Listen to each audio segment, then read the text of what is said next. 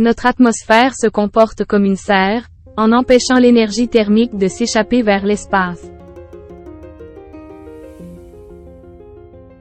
De la même façon qu'une serre garde le chaud dans son intérieur, notre atmosphère garde le chaud sur la surface de la Terre. Sans la présence de l'atmosphère, la température moyenne de la Terre serait proche de -19 degrés Celsius.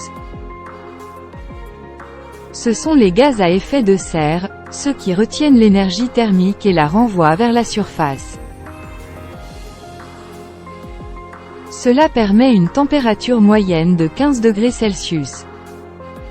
Le rayonnement solaire qui frappe notre surface est composé en partie de la lumière visible. Elle nous permet de distinguer les formes et les couleurs. Les rayons UV, très puissants, dont certains sont arrêtés par la couche d'ozone, et des rayons infrarouges, responsables de l'énergie thermique. Une partie de l'énergie thermique arrivée avec les rayons infrarouges réussit à s'échapper vers l'espace.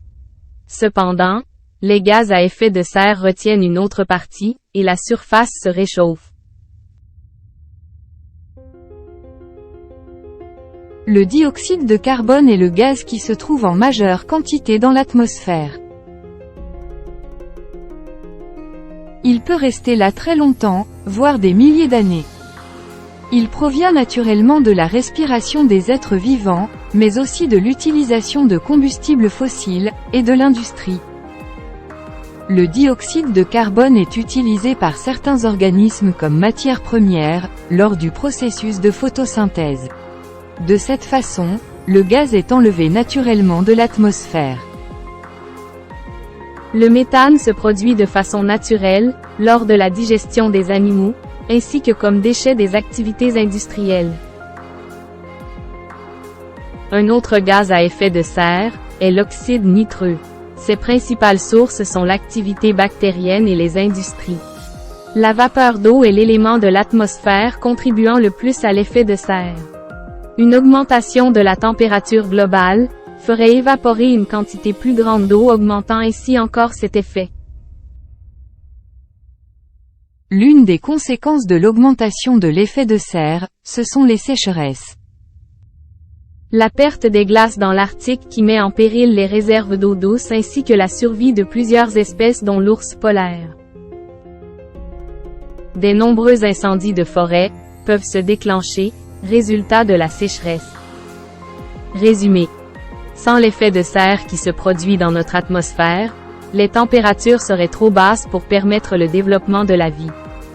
La température moyenne de la surface terrestre est produite par les rayons infrarouges provenant du Soleil.